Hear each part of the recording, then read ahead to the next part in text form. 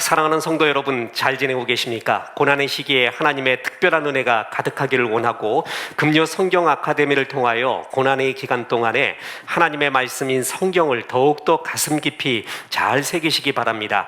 이제 신약 성경의 개요를 끝내고 오늘부터 본격적으로 신약 성경 첫 번째 책인 마태복음에 대해서 하나님의 말씀을 살펴봅니다. 마태복음은 신약 성경의 첫 책으로서 오래전부터 약속하신 메시아, 그가 예수 그리스도이심을 증거하면서 그 예수 그리스도가 이 땅에 오셔서 하신 말씀과 사역을 유대인의 관점으로 기록한 성경입니다. 마태복음은 신약 성경의 첫 번째 책으로서 예수님의 사도인 마태에 의해서 기록되었습니다. 로마의 클레멘트, 폴리캅, 터툴리안, 오리겐 등 초기의 교부들도 그가 기록자라고 증거하고 있습니다. 자, 다른 복음서에는 제자들의 이름만 나열하는데 마태복음에서는 유독 마태의 이름 앞에 세리라는 표현을 써서 세리 마태라고 표현하고 있습니다. 그때 당시에 세리는 로마와 이스라엘 사이에 있어서 세금을 거두면서 부당한 이득을 취하면서 자기 민족, 종족의 피를 빠는 흡혈귀 같은 존재라는 부끄러운 존재, 그들이 세리였습니다. 그런데 하나님의 은혜로 사도가 된 마태는 내가 세리였습니다 라는 것을 겸손하게, 그리고 하나님 앞에 솔직하게 드러내면서 나 같은 죄인을 주님이 쓰셨습니다 하는 은혜의 복음을 이야기하고 있습니다. 그래서 마태복음에는 드라크마, 그리고 관세, 동전, 달란트, 이렇게 세리에게 익숙한 단어들이 많이 등장하는 것을 볼 수가 있습니다. 성경이 참 은혜스럽죠? 세상에서 승리한 사람들은요, 자서전을 씁니다. 그리고 승리의 영웅 이야기를 씁니다. 그런데 하나님 나라의 진정한 성자들, 승리자들은 고백록, 참회록을 씁니다. 나 같은 사람을 주님이 쓰셨습니다. 세리 마태라는 표현에서도 우리는 그런 겸손한 모습을 볼 수 있고 주의 은혜를 받은 사람의 모습을 살펴볼 수가 있습니다. 마태복음은 신약 성경이 구약으로부터 분리된 것이 아니다, 연장선상에 있다는 것을 더 강력하게 보여주고 있습니다.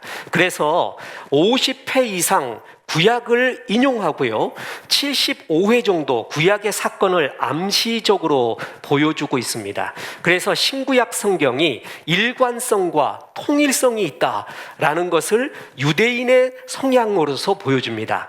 이제 마태복음을 이야기할 때 유대적 성향이 많다라는 이야기들을 많이 합니다. 유대적 성향이 뭐냐는 것은 바로 이것입니다. 하나님이 죄에 빠진 인간을 구원하기 위하여 아브라함을 택하시고 하나님의 백성인 이스라엘을 택하셨지 않습니까? 그래서 구약의 역사가 쭉 내려오고 메시아를 약속했습니다. 유대적 성향이 있다는 것은 바로 그 하나님의 약속이 파기되지 않고 아브라함부터 약속하셨던 하나님의 약속의 일관성, 통일성 등을 말하는 것과 동일한 의미입니다. 그래서 이스라엘적이다, 유대적이다가 아니라 하나님이 옛날부터 말씀하셨던, 언약하셨던 그 연장선에서 메시아 예수 그리스도가 오셨다라는 것을 더욱더 강조한 것, 그것이 바로 마태복음이라는 것입니다. 자, 그래서 마태복음에 가장 많이 등장하는 단어 중에 하나가 예언 성취 인용 공식이라고 표현하는 신학에서요, 선지자로 하신 말씀이 이루어지게 하려 함이라. 예수님이 하신 일이 그냥 동떨어진 일이 아니라 구약에서부터 하나님의 선지자로부터 예언했던 여러 말들을 이루고 있다. 그래서 예수님께서 그것을 성취하셨다라는 것입니다. 한마디로 예수님이라는 메시아는 그냥 동떨어진, 마치 손오공이요, 천년 묵은 바위가 짠 하고 깨지면서 나타나지 않았습니까? 그것은 뭐예요? 역사와의 단절을 의미하죠.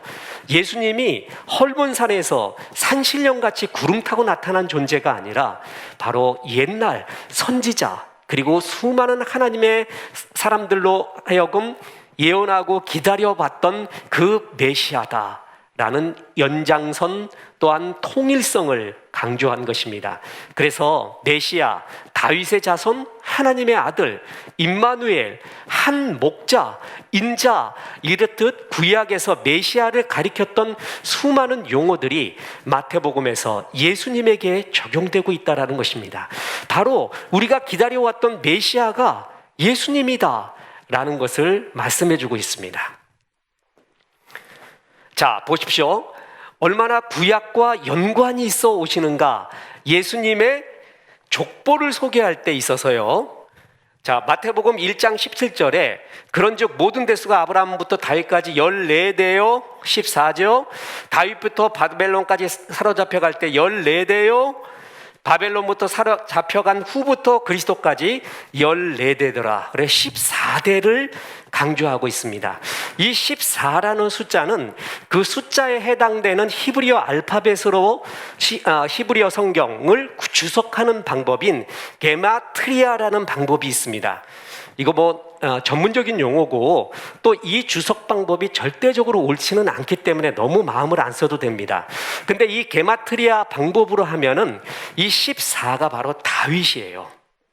자, 무슨 얘기냐 하면 히브리어에 알렙, 벳, 짐멜, 달레, 해, 와우, 자인, 해, 테트 이렇게 나갑니다.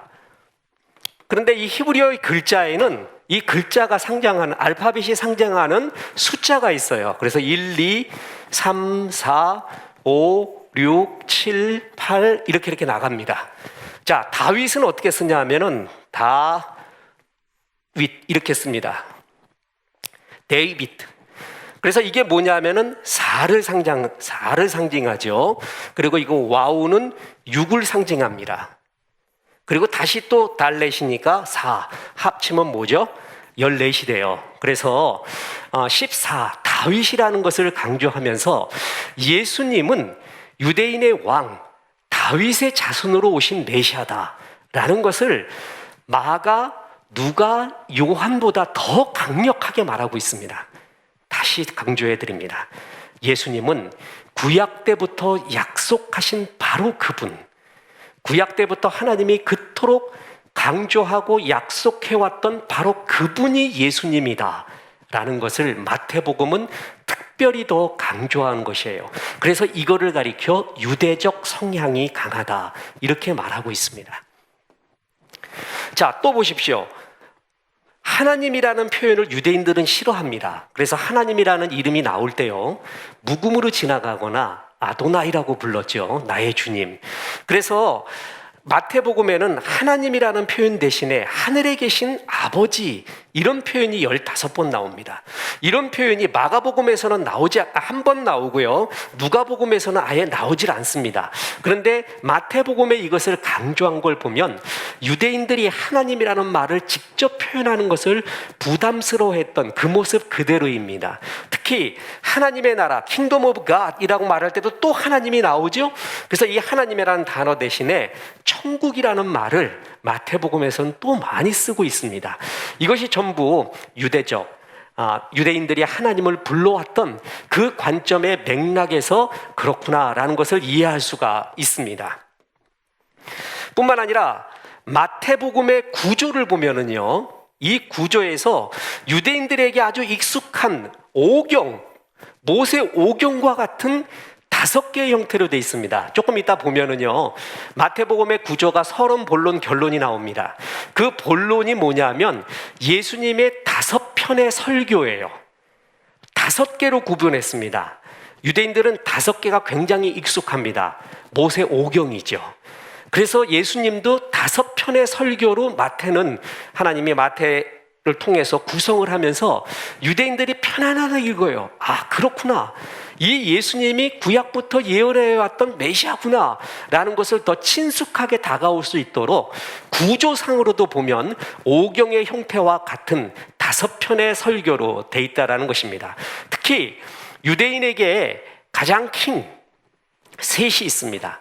하나가 뭐냐면 다윗이에요. 또 하나가 모세입니다. 또 하나가 아브라함, 자, 거꾸로 하면 아브라함, 모세, 다윗이거든요.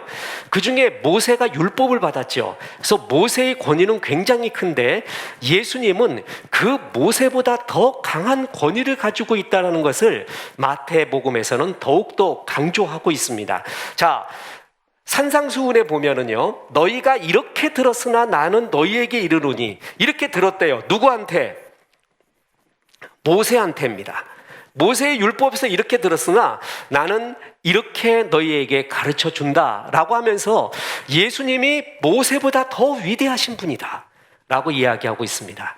그렇다고 해서 모세의 율법을 전부 부인하는 것이 아니라 예수님은 모세를 통해 주신 하나님의 율법을 폐하려는 것이 아니라 더 완전하게 하려 오셨다라고 해서 우리가 유대인들이 그토록 위대하게 보는 출애굽의 영웅 모세보다 우리 예수님이 더 위대한 분이라는 것을 강조해주고 있습니다. 자, 마태복음의 구조를 보면은요, 서론, 본론, 결론이 있다 했죠. 자, 서론 부분에 보면 예수님의 탄생 그리고 예수님의 사역 준비 1장에서부터 4장까지입니다. 이걸 보면은 꼭 뭐를 보는 거냐 하면은 출애굽기를 보는 듯한 그런 인상이, 이미지가 떠오르게 됩니다. 하나님께서 택하신 언약의 백성 유대인들 뿌리 속에서 예수님이 오셨다. 자, 마태복음이 유대적 성향 강하다라는 이야기를 몇 번 드렸죠? 유대적 성향이라는 것은 이스라엘적이다 이렇게 해석하면 안 돼요. 유대적 뿌리, 다시 말해서 하나님이 구약부터 약속해왔던 그 뿌리 속에서 오셨다라는 거예요. 그래서 마태복음의 서론에 보면은 예수님께서 헤롯을 피하여 애굽으로 가신 사건이 나옵니다. 헤롯이 사내 아이 다 죽였잖아요. 그 사건은 꼭 뭐와 같냐 하면은 이스라엘 백성들이 요셉 때 애굽으로 내려갔던 사건을 연상시키고 있습니다. 뿐만 아니라 헤롯이 베들레헴에서 2살 아래의 사내 아이를 모두 죽였잖아요. 이 또한 모세 탄생 즈음에 바로가 이스라엘 사내 아이들을 모두 죽이라는 명령과 동일한 인상이 떠오르게 됩니다. 그러니까 마태복음을 보면은 꼭 출애굽의 사건이 그대로 연상되는, 옛날 사건이 재현된 듯한 그런 모습이 보여지고 있습니다. 자, 예수님께서 공생의 사역을 시작하기 전에 요단강에서 침례 요한에게 침례를 받으셨죠. 이 또한 뭐냐 하면은 이스라엘 백성이 출애굽하여서 홍해를 도하했는데 홍해를 건넌 사건을 고린도전서의 10장 2절에 보면은 침례를 받은 것으로 묘사하고 있습니다. 그러니까 예수님의 공생애의 서론, 마태복음의 서론 1장에서부터 4장까지의 모습은 꼭 구약의 출애굽의 사건을 연상시키고 있습니다. 자, 예수님은 이렇듯 구약의 전통 가운데 하나님의 약속 가운데서 오셨다라는 것을 증거하고 있다라는 것이죠. 자, 뿐만 아니라 침례 받으신 후에 하늘로부터 소리가 나서 말씀하시되 이는 내 사랑하는 아들이요 내 기뻐하는 자라는 소리를 들으셨잖아요. 이 또한 뭐냐면 출애굽기 4장 22절에 보면 너는 바로에게 이르기를 여호와의 말씀에 이스라엘은 내 아들 내 장자라 하는 그 구절과 거의 뉘앙스가 똑같습니다. 자, 본론 보면 예수님이 이제 공생의 사역을 할 때 5편의 설교를 했다고 했죠. 그것은 곧 뭐냐 하면은 모세 오경 5편의 하나님의 율법서를 상징하고 있습니다. 그래서 예수님의 5편의 설교를 중심으로 예수님의 공생애의 5편의 설교를 이야기하고 있다는 것입니다. 첫 번째 설교가 초기 갈릴레이 사역에서 산상수훈이죠. 율법의 온전한 의미 또 율법을 완성시키는 분을 예수님이라고 표현하고 있고 이것은 모세가 시내산에서 율법 받은 것을 연상시키고 있습니다. 두 번째 설교에서는 수많은 이적들을 통해서 하나님 나라를 선포하시고 특히 제자가 어떻게 살아야 되는가를 예수님이 말씀해 줬습니다. 세 번째 설교에서는 하나님의 나라가 확장되면서 예수님을 따르는 사람과 그렇지 않은 사람들의 갈등이 나오게 됩니다. 침례 요한의 질문이 나오고 안식일 논쟁이 나오고 바리새인과 서기관들과의 논쟁, 천국에 관한 비유들, 이것이 세 번째 설교에 나오게 됩니다. 네 번째 설교에는 이스라엘 사람들이 갖고 있었던 메시아에 대한 뿌리 깊은 오해, 정치적 메시아, 로마의 학정으로부터 벗어나게 되고 다윗과 같은 정치적 큰 왕국을 이루는 그러한 메시아, 이런 잘못된, 특히 신구약 중간기 때 이러한 잘못된 메시아에 대한 생각들이 많아졌죠. 현실이 너무 어렵다 보니까 말이에요. 그런 것에 대한 오해를 풀어주시고, 오병이어 사건 이후에 예수님을 임금 삼으려고 하는 사람들의 이야기, 또 특히 베드로의 올바른 신앙 고백, 또 메시아가 이제 고난받고 부활할 것에 대한 가르침, 교회 공동체에 관한 설교, 이런 것들이 네 번째 설교에 나오게 됩니다. 자, 마지막 다섯 번째 설교가 뭐냐면 예수님께서 예루살렘 성에 입성하기에 전후의 사건을 말하고 있고, 하나님 나라와 종말에 대해서 말하고 있습니다. 이렇게 마태복음에는 예수님의 공생의 사역에 5편의 설교를 중심으로 모세 오경을 떠올리게끔 하는, 연상하게끔 하는 구조를 보여주고 있습니다. 그러니까 마태복음은 설교의 내용, 용어, 그리고 구조 자체가 예수님이 구약부터 예언해온 메시아다라는 것을 증거하고 있다는 것이죠.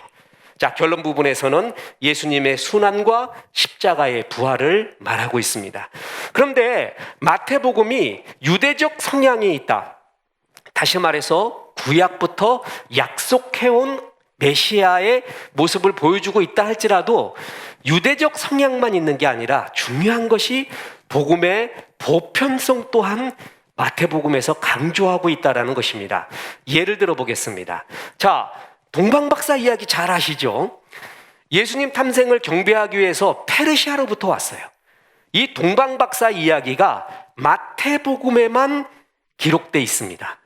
마태복음이 만약에 이스라엘적 관점, 다시 유대적 관점에만 관심이 있다고 하면 페르시아로부터 온 동방박사 이야기 같은 건 빼버려요. 그런데 마태복음에 동방박사, 그것도 페르시아로부터 온 이 사람들의 이야기를 기록한 걸 보면 예수님의 이야기가, 복음이 유대인에게만, 이스라엘에게만 머물러 있는 것이 아니라 예수님은 만민의 메시아인 것을 말해주고 있다는 것이죠. 그러니까 마태복음은 유대적 성향 플러스 뭐예요?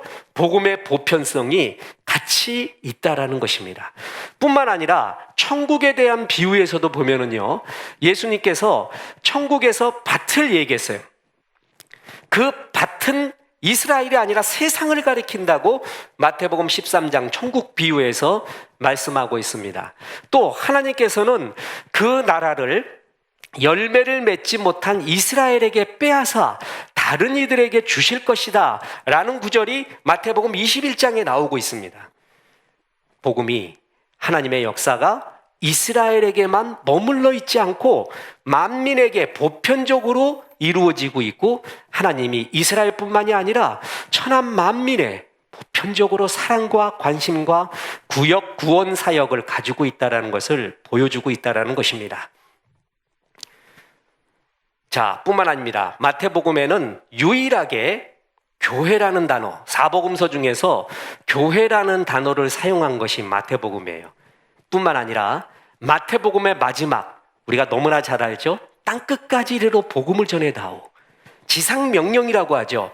마태복음의 마지막을 지상명령으로 두면서 복음의 보편성, 이스라엘에게만 관심 있는 것이 아니다. 유대민족에게만 관심 있는 게 아니라 땅끝까지 이르러 복음을 전해다오. 하나님의 마음은 만민에게 가 있다라는 복음의 보편성을 말하고 있다는 것입니다.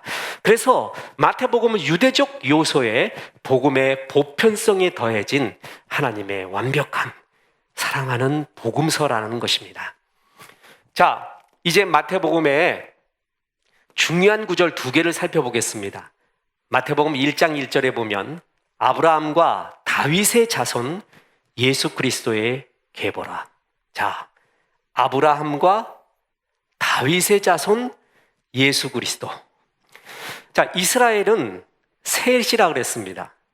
하나는 아브라함, 민족을 시작했던 열방의 아비 아브라함, 그리고 출애굽의 영웅 모세, 그리고 성왕, 하나님 마음에 합한 자 다윗.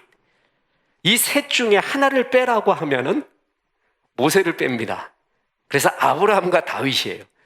이 중에 또 하나 빼라면 아브라함 뺍니다. 다윗의 자손 예수요. 이 셋이 중요합니다. 예수 그리스도는 그냥 오신 것이 아니라 하나님이 유대민족, 죄에 빠진 우리 인간을 구원하기 위하여 처음 택했던 하나님의 사람 아브라함, 그 이스라엘, 그 약속의 뿌리 가운데서 오신 분이다. 그래서 구약 전체의 핵심적인 메시지가 뭐냐면 우리를 구원하기 위하여 메시아가 오실 것이다. 그게 바로 구약의 전체 핵심 메시지입니다. 우리를 구원하기 위하여 메시아가 오실 것이다. 이게 구약이에요. 그러면 그 메시아가 뭐예요? 바로 예수님이시다. 이거를 증거하는 게 사복음서의 모든 기록자들이 그것을 증거하고 있습니다. 그런데 마태복음은 더욱더 구조, 형식, 내용 모든 걸 통해서 구약 성경에서 그토록 예언해왔던 메시아가 바로 지금 우리가 말하고 있는 예수님이다라는 것을 더욱더 강하게 증언하고 있다는 것입니다. 아까 구절을 봤죠? 예수님의 5편의 설교가 공생애였어요. 모세오경을 떠오르게 됩니다. 또 복음서의 서른 부분이 출애굽을 떠올라요. 이렇듯이 구조, 내용, 형식 모든 것이 예수님은 그냥 쨍 하고 나타나신 분이 아니라 아브라함과 다윗, 구약의 전통, 구약의 약속 속에서 오신 분이다라는 것을 증언하고 있습니다. 그 아브라함과 다윗의 자손 예수 그리스도, 그 메시아가 마침내 왔다라는 것입니다. 이것은 현대적 의미가 뭘까요? 자, 마태복음 읽으면서요, 메시아가 드디어 오셨다. 그걸 기뻐하십시오. 드디어 나에게도 메시아가 오셨다. 나에게도 문이 열리고 하나님의 역사가 이루어진다. 이 복음을 못 들은 사람, 아무리 훌륭한 성과를 이루어도 우리는 알지 않습니까? 정말 의미 없는 겁니다. 담임 목회를 하는 목사님들끼리 만나면 어려운 현실에 대한 이야기도 하고 기쁨과 영광에 대한 이야기들도 많이 나눕니다. 지난 수요일 날 우리에게 복음 전해줬던 권성 목사님과 식사를 같이 하면서 너무나 간단하고 당연한 말인데, 야, 우리가 예수를 안 믿으면 무슨 기쁨이 있지? 이 세상 허무한데 정말 다 안개같이 사라지는데 정말 사람들은 무슨 기쁨으로 살까? 우리가 하나님을, 예수님을 믿는다는 것, 그리고 그 일을 풀타임으로 성별된 봉사자를 할 수 있다는 것, 이것처럼 영광스러운 삶이 있을까? 라는 얘기를 아주 간단하게 나누었어요. 근데 그렇게 눈물이 나더라고요. 그 메시아가 오셨다. 나에게 하나님의 구원이 임했다. 내 삶이 생명의 삶으로 바뀌어진다. 하나님의 약속이 나에게 이루어지는 그 기쁨. 자, 그냥 단순히 메시아가 오셨다라는 그의 이야기로 보지 말고 그 메시아가 나를 위하여 오셨다라는 그 하나님의 복음의 영광, 생명이 나에게 임했다라는 그 환희로운 마음으로 마태복음을 보십시오. 그리고 또 하나 중요한 구절이 있습니다. 그것은 마태복음의 제일 마지막 구절, 마태복음 28장 18절부터 20절. 우리가 너무나 잘 알죠? 예수께서 나와 말씀하여 이르시되 하늘과 땅의 모든 권세를 내게 주셨으니, 이유가 있습니다. 하늘과 땅의 모든 권세를 주신 이유가 있습니다. 그것을 가지고 너가 호의호식하고 떵떵거리며 살아라는 것이 아니죠. 우리가 왕의 권세, 예수님 권세 이런 말들을 많이 합니다.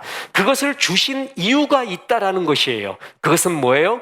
너희는 가서 모든 족속으로 모든 민족을 제자로 삼아 아버지와 아들과 성령의 이름으로 침례를 주고 내가 너희에게 분부한 모든 것으로 가르쳐 지키게 하라. 바로 그것입니다. 너에게 권세를 줬습니다. 너에게 능력을 줬어요. 재능을 줬어요. 건강을 줬어요. 아름다움을 줬어요. 물질을 줬어요.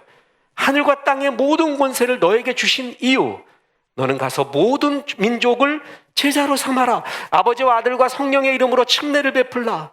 그리고 모든 것을 가르쳐 지키게 하라. 복음 전하라는 것이죠. 이것을 뭐라고 그래요? 지상명령이라고 합니다. 저는 이 지상명령을 볼 때마다 떠오르는 것이 있습니다. 예수님이 승천하실 때 이것을 우리에게 마지막 유언으로 남기십니다. 그러면서 이런 일을 행하는 너희에게 내가 세상 끝날까지 너와 함께 하겠대요. 정말 중요한 얘기를 남기고 떠나셨거든요. 그런데 정말 신비한 거는요, 마음이 침체되거나 일이 안 풀리거나요, 내 삶의 목적이 흔들리거나 모든 이런 낙심이 올 때 지상명령, 전도 선교하라는 거예요. 이걸 떠올리고 거기에 매진하잖아요. 다시 힘이 솟습니다. 다시 북극성이 보여요. 다시 내 삶의 존재, 내가 왜 태어났고 어디서 와서 어디로 가는가가 분명해져요. 주님, 전도하기 위하여, 선교하기 위하여 나에게 지혜를 주십시오 라면서부터 내가 제자리를 찾는 것 같아요. 그렇구나. 주님이 이 지상 명령 주면서 너에게 모든 권세를 줬대요. 그리고 내가 너와 함께 하겠대요. 이유가 있는데 이 일을 부탁하마 라고 나에게 물질을 준 거예요. 그리고 나에게 재능을 준 거고 마음과 열정을 주신 거예요. 이것을 다른 방향으로 써서는 안 됩니다. 우리가 그리스도인 모두에게 주신 동일한 비전, 목적이 이끄는 삶, 비전이 이끄는 삶, 바로 이 지상 명령입니다. 내가 무엇을 하던, 어떤 직업을 갖고 있던 이 직업을 통해, 내 재능을 통해, 일을 통해 땅끝까지 복음을 전하기를 원합니다 하는 그 바른 목적과 비전이 이끄는 삶, 그것이 진정한 생명의 삶이요 승리하는 삶입니다. 다시 말씀드립니다. 하늘과 땅에 모든 권세를 주셨습니다. 그리고 세상 끝날까지 너와 항상 함께 있으리라고 말했습니다. 그러니 너는 모든 민족으로 제자를 삼아 아버지와 아들과 성령의 이름으로 침례를 베풀어다오. 그리고 내가 너희에게 분부한 모든 것을 가르쳐 지키게 해다오. 복음 전하고 제자 양육해다오. 이것이 하나님이 우리 모든 사람에게 공통적으로 준 비전이요 목적이라는 것입니다. 이 목적이 이끄는 삶, 비전이 이끄는 삶 잘 사시기 바랍니다. 메시아가 나에게 오셨습니다.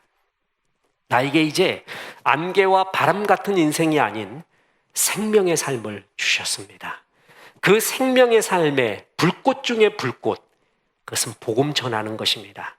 때를 얻던 못 얻던, 코로나 이전이건 이후건, 코로나 중간이거든, 하나님 이런 가운데 복음 전할 수 있는 길이 무엇입니까?